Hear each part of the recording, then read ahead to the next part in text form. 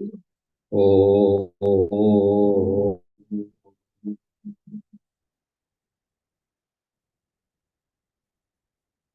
Om.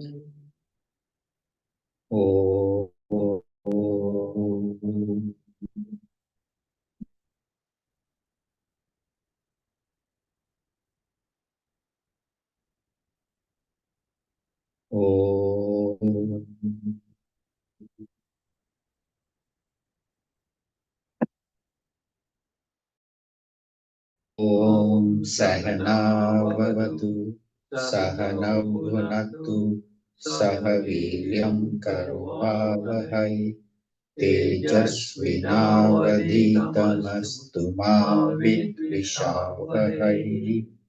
Om Shanti Shanti Shanti. Om Samasta Jana Kalyani Nidatam Karunamayam Namami Chinmayam Deva Sadgurum Brahma Vidparam Sadgurum Brahma Vidparam.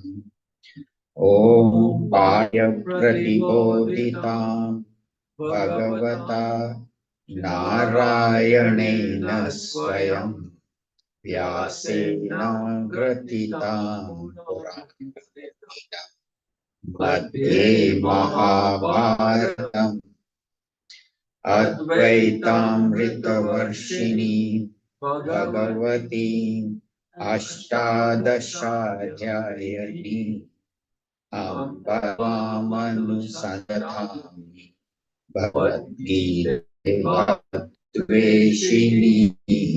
Last verse. Yam Brahma Varunendra Brahmaruta Stunvanti Divyai Stavai Vedai Sangha Panishatai Gayanti Yam Samaka Dhyanavasthita Tatgatena Manasa Pashyanti Yam Yoginaha Yasyam Tam Navidu Surasura Devaya Tasmai Namaha Devaya Tasmai Namaha Om Shri Ganeshaya Namaha Om Shri Saraswati Namaha Om Shri Gurubhyo Namaha.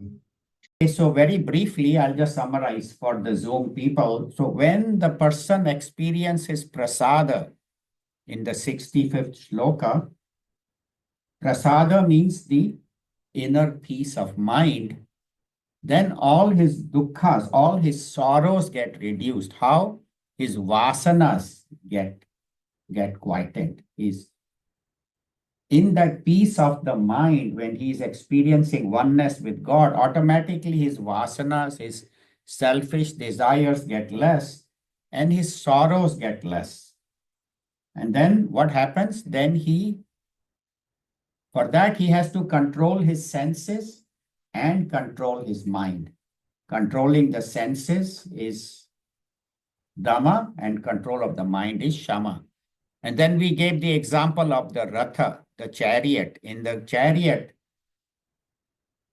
just as in the chariot, Arjuna is the owner, Bhagwan is the driver, the reins are controlling the horses, and then the horses are running into the world of objects, into the roads. So similarly, in our body, the body is the chariot. And who is the owner? I, the ego. I am the owner of my body, the chariot. And who should control the intellect? The intellect is the controller of the chariot, of this body. If the intellect controls the mind are the reins. If the intellect controls the reins, which is the mind, then the horses are my five senses. Senses and also the organs of action. So my senses and my organs of action are controlled by my mind. So the reins are the mind. So the intellect is the controller, like Bhagwan. and the reins are the mind, and the horses are the sense organs and organs of action. And where are the horses running? On the roads, which are the sense objects. So a mind which is controlled by the intellect and directed properly, then the senses also, my sense organs and organs of action, go in the right direction. But if the mind says, I'm not going to listen to the intellect and do whatever I want, one is buddhimani, where the intellect controls the mind and the life, the body. Manamani is where the mind says, I'll do whatever I want. And that's what happens when the chariot is not controlled properly, then the horses run wild everywhere. So similarly, when my intellect is not controlling the mind which is the reins, then the senses run throughout the world, and without any self-control, my life comes to ruin. So that's why they say that you should control the senses and control the mind and direct them towards the right path of life. And that is how you reach God. And that's what we do in our meditation also. We quieten the mind and turn the mind's attention, quieten the mind by the intellect and turn the mind's attention to God who is within us. In 66, we talked about a person who is ayukta, whose mind is not connected with the intellect, is not connected with God, then he does not have a higher goal or purpose in life. His life is just self-enjoyment, and his mind is not directed towards God. So that is the ayukta mind. And then a mind who is ayukta cannot have any peace. How can I have peace of mind when my mind is running here and there into the world and living a life of uncontrol? And such a person lives a life of self-enjoyment, karo jo karna hai, nothing that. And such a person comes to ruin. He cannot have sukha, he cannot have joy. If my mind is disturbed, I cannot be peaceful. So the example they give is of the car. Say you have a car, similar example as the chariot, and there are four wheels, right? And they all four are supposed to go in one direction, but suppose the car is not properly aligned, and one wheel is crooked here, one wheel is there, third one is here, fourth one. The car will never go, or if it goes, the tires will get ruined, the alignment will get ruined. So what is our car? Our car has four tires. One is the body, the senses. So the senses say, I'll go in this direction and chasing after objects. Mind is agitated. I got it, I didn't get it. So mind is all the time running for agitation. Senses are running for sense objects. Mind is in agitation. Intellect is arguing, why are we doing this? Don't do this. But mind doesn't listen. Senses don't listen. And the fourth is Atma, the consciousness, Bhagwan within. He says, I cannot do anything for this person. His mind is somewhere, his senses are somewhere, his intellect is arguing and fighting. And so Bhagwan is the one that provides the energy, but Bhagwan doesn't do anything in our body. It gives us the ability, ultimately using the Om, the God's energy, our body, mind, and intellect have to go in the right direction without chasing after vasanas. So that is the goal of life. And for that, I have to be focused.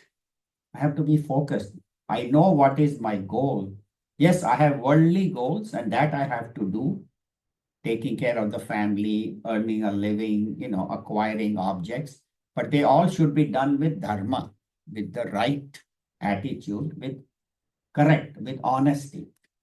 My collection of objects, earning should be honesty, and then also my enjoyment, my sense pleasures should be done with dharma, with the right attitude. Other thing about focused is that whatever my goal in life is, it should be very clear. As I said, one goal is worldly success, but the more important goal, ultimate goal of life is reaching God or enlightenment or knowing God within me and becoming connected with that. So for that, I have to be focused that is my goal. And all the scriptures say worldly success is okay, but more important is how close did you get to God in this life? What was your spiritual progress? That is very, very important. In fact, that is the main purpose of human birth is enlightenment. It's like I want to become an artist and I have a great desire to be a successful artist. I don't want science, engineering, and all. Then what do? I go to art school, learn art properly, make my life devoted towards art, studying art, learning about great masters. I cannot say I want to be an artist and I want to be a scientist and I want to be an engineer. You can't. You have to pick one. Okay, what is my career? What is my goal? Do I want to be a scientist? Do I want to be an engineer? Do I want to be a doctor, lawyer? And when you find your purpose in life, then you focus it. Same way, if my purpose of life is to reach God or self enlightenment, then I should be focused on that. That whatever remaining years of my life I have left, my main goal should be reaching God. Of course, worldly things we do, but that is secondary. My main goal is one, and that is reaching Him. And all the scriptures say that, all the Mahatmas say it, the Upanishads, Vedas, they all tell us. And for that, love of God is very important. So I put here love of Ram. It can be Ram, it can be Sri Krishna, Sri Rama, Mother Saraswati, whoever our Lord Shiva, whoever our Ishta Devta is, one should love God and constantly have a mantra like Om Namah Shivaya or Sri Ram, Jai Jai Ram, or Om Namo Bhagavate Vasudeva. And chanting the mantra keeps our mind stationed towards God. Another example, when suppose in India there are these very fragile bridges, they are rope bridges, and they have to cross a ravine like a big, from one mountain to another. And the bridge is not very strong, not made of concrete. Some of these bridges are just ropes, hung together. And so people are walking. And as they are walking, suddenly a strong breeze comes and the bridge starts, moving. And they say, Ram, Ram, Ram, Ram, Ram, Ram, because now they are worried about their life. So somehow they reach the other side. As soon as they reach on ground, they forget Ram. Then they say, calm, calm, calm, calm, calm. From Rama, they become Kama. Now, what is my desire? So that is what we do. When we have sorrow, we remember God. But when things are going well, we forget God. And we say, everything is fine now. God is in the temple, let him be there, let him, as long as he doesn't bother me, I don't bother him. Maybe he has forgotten. So constant remembrance of God. That's why Kabir Das ji said, Dukh mein sumiran sab kare, sukh mein kare na koi. Jo dukh mein sumiran kare, to sukh kahe ko hoye. So he says, people remember God only when they have problems. When things are going well, they don't remember God. But if you remember God, even when things are going well, you won't have problems. Dukh kahe ko hoye. So that is called love of Ram, that constant remembrance of God and not calm, not my kama. Kama means my selfish desire should be reduced and more towards God. And for that, the goal of life, as we already said, is very, very important. And having the right goal, not only worldly goal, but a spiritual goal, which the scriptures tell us. And sorrow comes when I don't have something, but my neighbor has. My neighbor has a better car. He has a brand new Mercedes. I have this old Chevrolet. Then sorrow comes. Or sorrow comes when I have something, my neighbor doesn't have it, but he's still happy. He says, it's okay. I have my old car. I'm fine. I don't need I say, I have a better car and he doesn't have, and he's still not unhappy. Then I become unhappy. Why is my neighbor happy? He should be unhappy because my car is better. So Or as we said, if my neighbor has something more, then I get jealous. So all this desire and anger and jealousy and greed and all come when our mind is after objects. And the main thing they say that remember, you are not the body. The body is an instrument. If I think I am this body, then I will spend the rest of my life taking care of this body, acquiring objects, relationships, higher position. Everything is for the body. But the main teaching of the Upanishad is you are Atma, you are the Om, the consciousness that is your true nature. And always remember that, and because God is within us, so act like God is with you. You know, if I am a divine creature, if God is within me, then my actions should be divine, should be pure. And doubts will come. Doubts will come. Should I do this or should I do that? So who should be our guide? Dharma. The right conduct, which is given by the scriptures, when that becomes my guiding principle, then my life will be sukham, my life will be happy, my life will be joy. So here they're saying focus your mind directed towards God and make that your goal, then your life will be sukham, not dukham. You won't have sorrow. And do not compare yourself with others. And remember, you are not the body. The body is your instrument. Your true nature is Atma. So that is number 66. Now we'll do number 67. Chapter 2, number 67.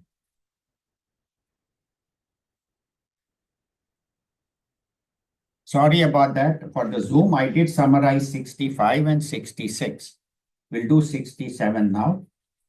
Another beautiful example Bhagwan is giving us. We find in this chapter a lot of practical examples which you were asking last week. So number 67. Indriyanam hi charatam yanmano nuvidhiyate tadasya harati prajnam vayurnavimavambhasi. In together, indriyanam hi charatam yanmano nuvidhiyate tadasya harati prajnam vayurnavam iva ambasi vayurnavima ambasi.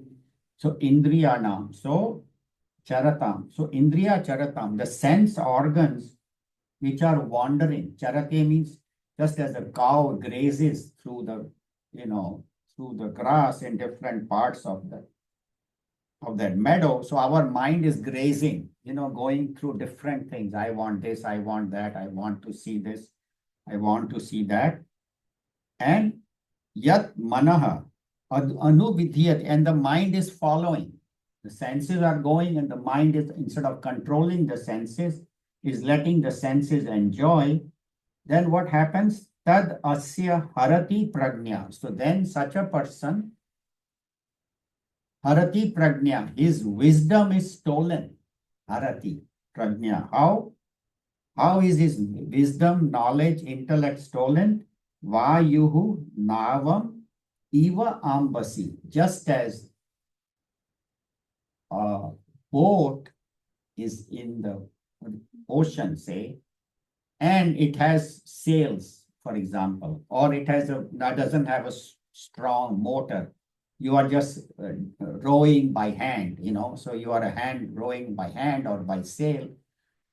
And a strong wind comes, it will take away your boat. You're rowing with your hand as much as you can, but the boat doesn't listen to you. Why? Because the strong wind, just as the wind can take away a boat, same way our mind is taken away by senses. So we find the examples. One of them, the first one is food. That is one of the things that Even Gandhiji said that to control the mind, you have to learn by controlling the palate, the food. What should I eat? What I should not eat? It starts from there, very basic things, simple things. Eat healthy and avoid unhealthy food. If something is not good for me, I have borderline diabetes, I should not eat sugar, weight. So all those things. So it starts with controlling food. And the second is then buying. We go to the store and uncontrolled, this husband is there and he says, I have too many computer things, I'm not going to buy any more. Wife says, okay. Next week he goes to the mall and he finds Fry's Electronics or Best Buy. He said, let me check it out. What new thing has come? And there is some new computer, some new gizmo. His wife says, I thought you said you were not going to. No, this is new. This is update my company. So controlling our buying, and if for a woman, it could be jewelry or sari or whatever, whatever our interest is. So controlling our food and then controlling our shopping.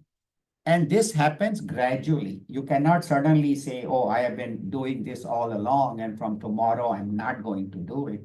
Gradually, the mind has to be trained and the senses have to be trained that you have to limit your intake, whether it's objects, whether it's food, whether it's TV, whether it's phone, computer.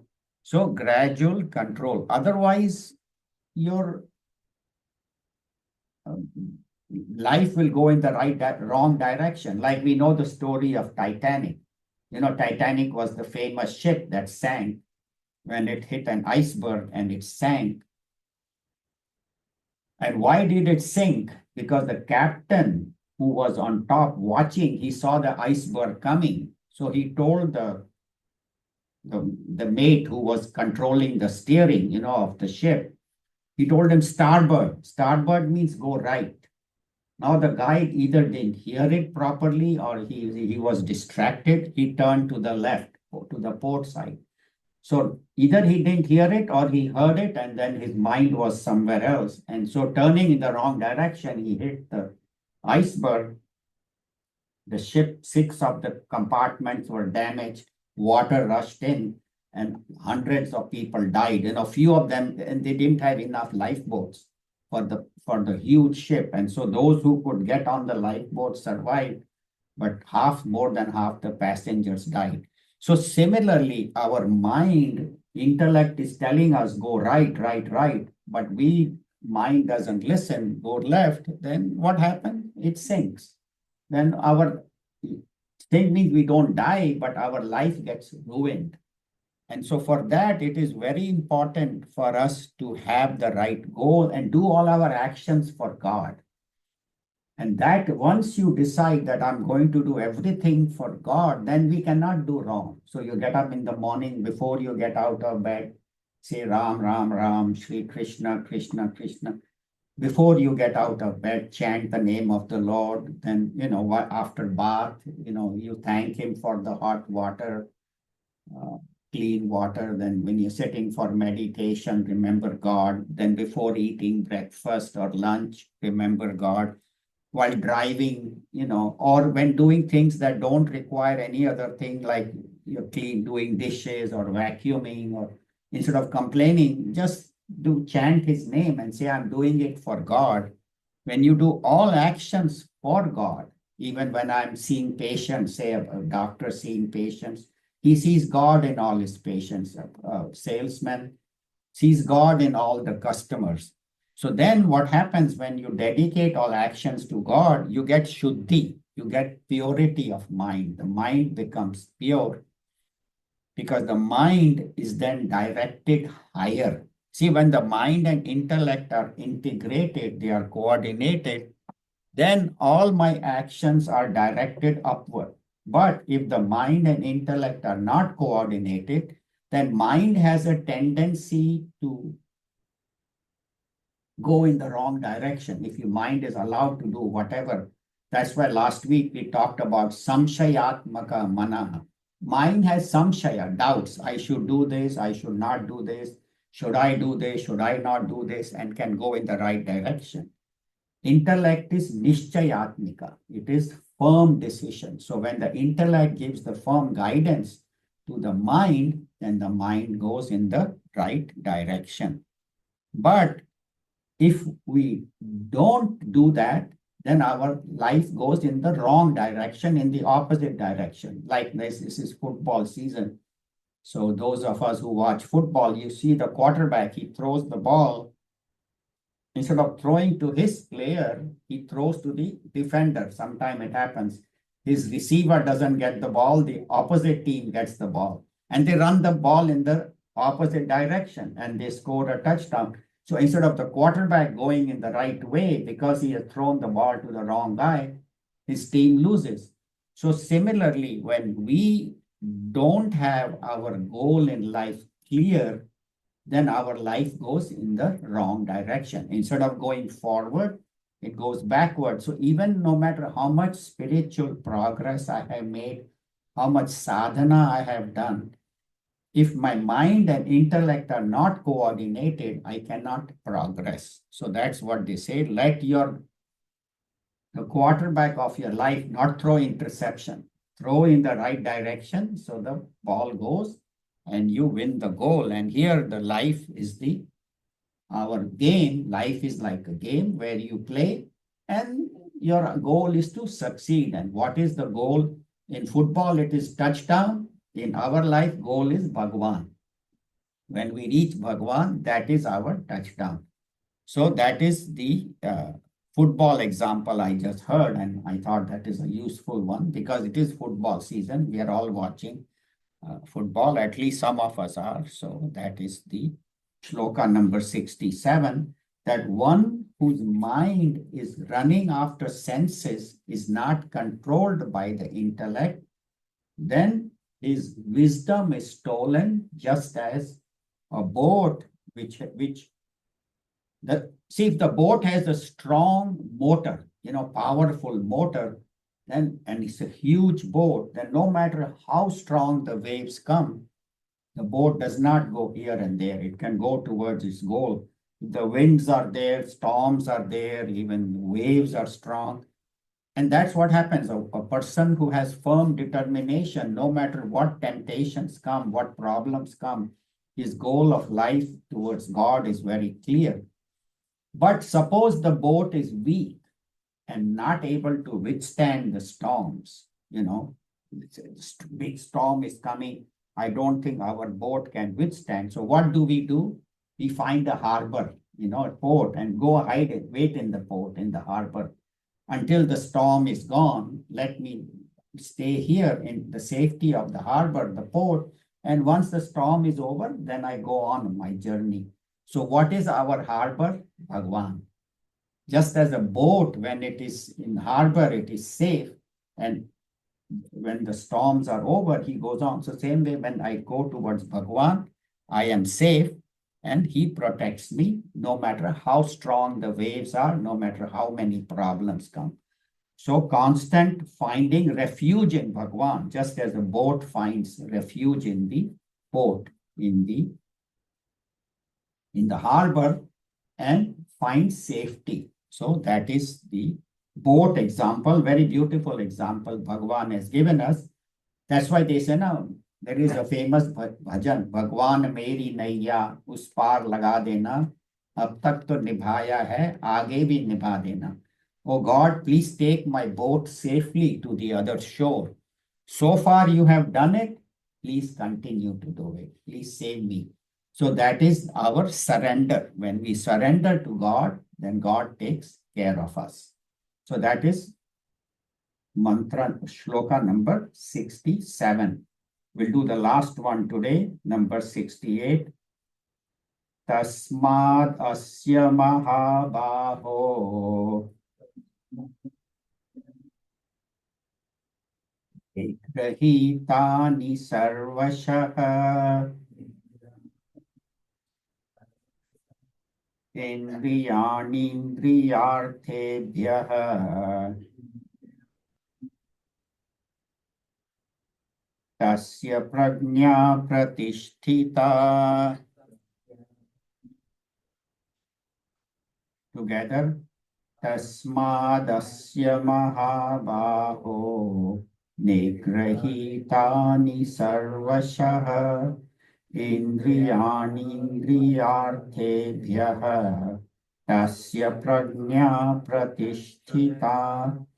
So tasmat, therefore, Bhagavan, as we have seen in the last 3 verses, he has talked about controlling the senses, the mind under the intellect, and directing in the right way. So tasmat, therefore, asya mahabaho, of this individual, O Mahabaho, he calls Arjuna Mahabaho, great warrior. We'll see why he calls him Mahabaho.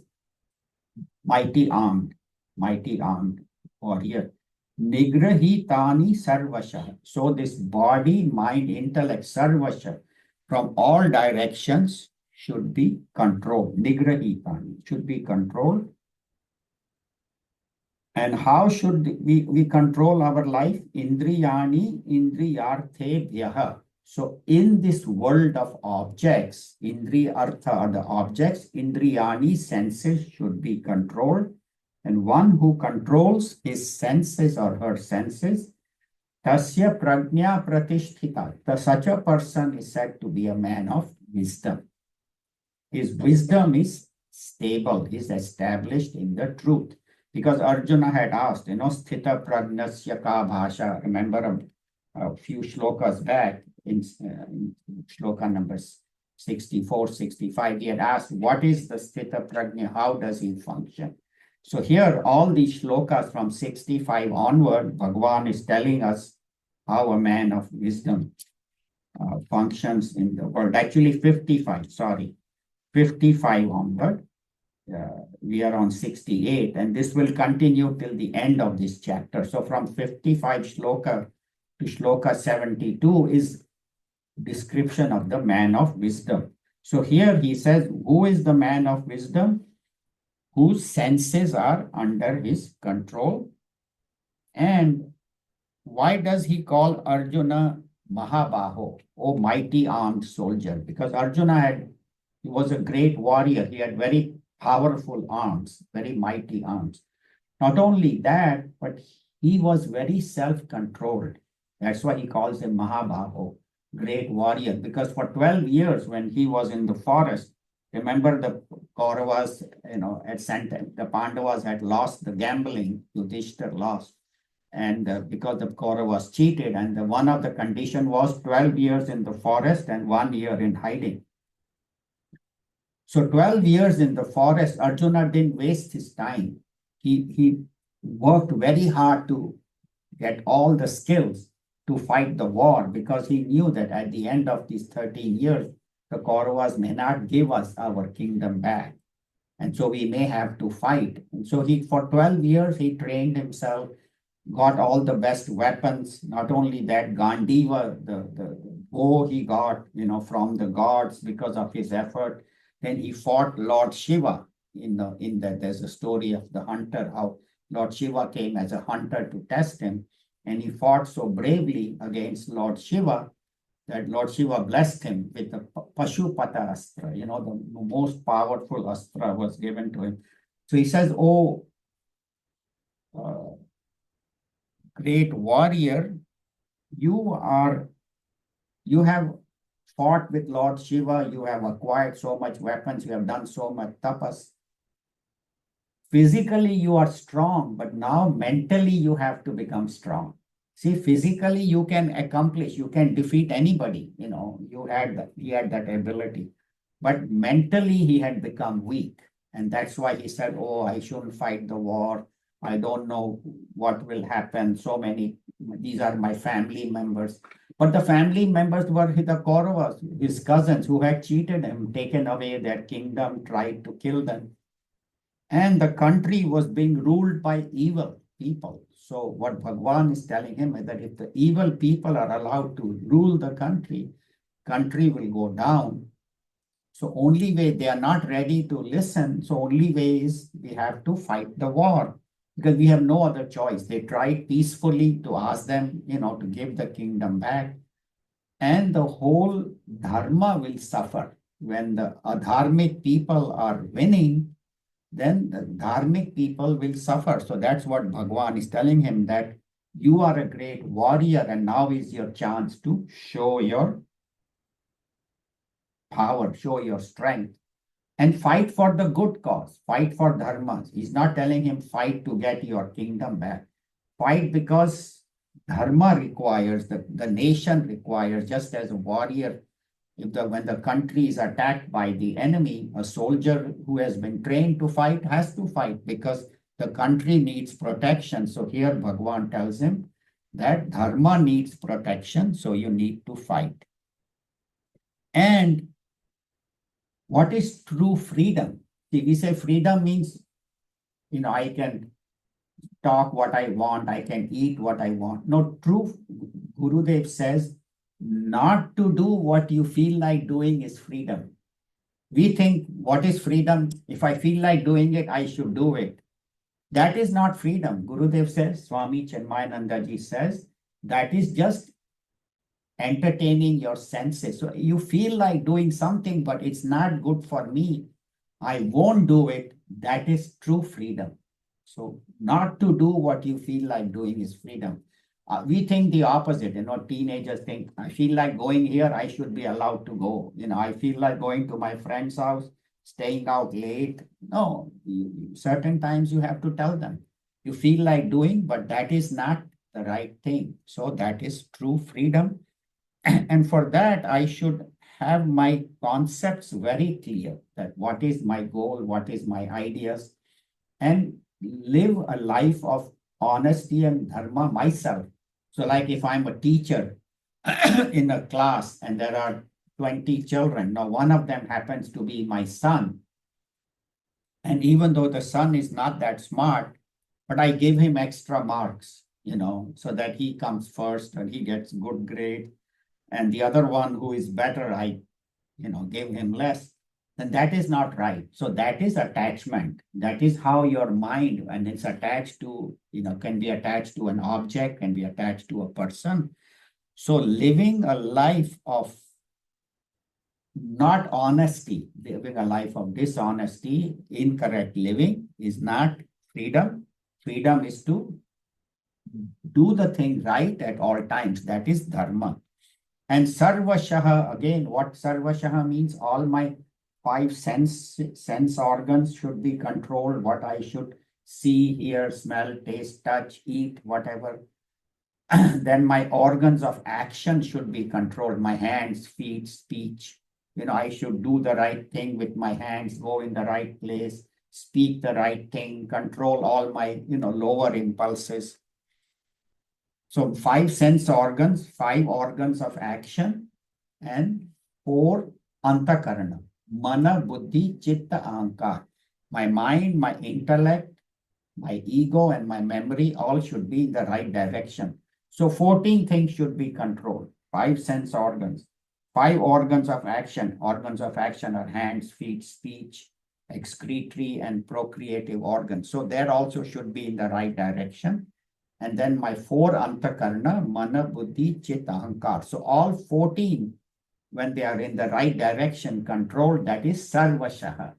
So Bhagavan says, control your life. Does not mean that you don't see, hear, smell, taste, touch, or you don't enjoy, but everything has to do with dharma, and anything that is taking me away from God, I should avoid, and what is taking me towards God, I should do. So here we see how beautifully, logically, Bhagavan has explained this topic of living a life of moderation, self-control, and balance. So here we'll end. We have about 8 or 9 minutes for questions. Anybody has any questions or comments? We have a mic now. So if anybody in the audience has a question, you can use the mic. Or in Zoom also, if anybody has questions, we can unmute them, please. Unmute them first. We'll unmute the Zoom people also. So if you have any question, please feel free to ask. You can unmute yourself. So if anybody has questions. either in the crowd here in the hall or on Zoom. So yeah, go ahead. You can hear me. Yes, very good. Correct me if I'm wrong, Mataji, but last time, I was thinking about how to develop intellect or, certain things. So I kind of did a little bit of my own homework Okay. and I would like to share. Okay. So one I found is cultivating self-discipline, that is yama and niyama. Right. That is in chapter 2 itself. Lord Right. Krishna speaks about controlling the senses and the mind as key to developing a strong intellect. Right. Second is practicing meditation, that is dhyana. Right. Meditation is emphasized in chapter 6, I guess. Right. As a way to stabilize the mind and deepen inner wisdom. One can, through meditation, learn to focus, control thoughts, and connect with their true nature. Right. Third is pursuing knowledge, that is jnana. Right.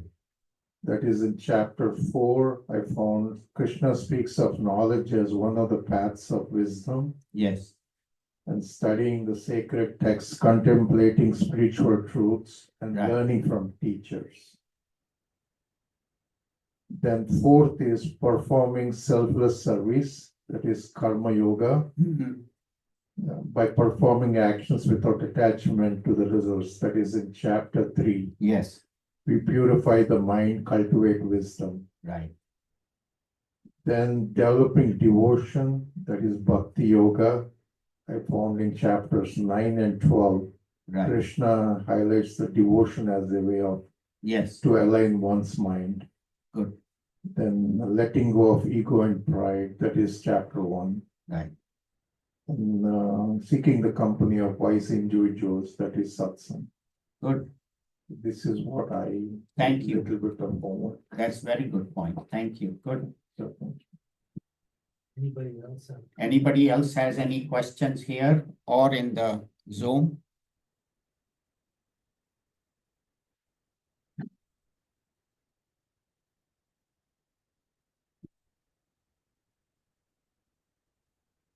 Yeah, so if there's no questions, we'll end here. And next week, we will finish this particular chapter. Chapter 2, we'll do the last 4 shlokas of chapter 2, 69 to 72. So we'll do that next week. And it has some googlies. In the next chapter, in the next shloka, we'll find that Bhagavan Sri Krishna has not only given us beautiful examples, but you know what in cricket we call googly, where the ball is supposed to go leg spin, and then it spins the opposite way. Or in baseball, they call it curve ball, where the ball is supposed to go this way and it curves. So Bhagavan will throw us some googlies and some curve balls. So we'll cover that in the next, some beautiful examples, and then we'll end the second chapter. So we'll see you next week, everybody. Thank you. We'll end here. Om Sarve Bhavantu Sukhinah, Sarve Santu Niramayaha, Sarve Bhadrani Pashyantu, Ma Kaschid Dukha Bhag Bhavet. Om Shanti Shanti Shanti. Harihi Om Shri Gurubhyo Namaha. Harihi Om.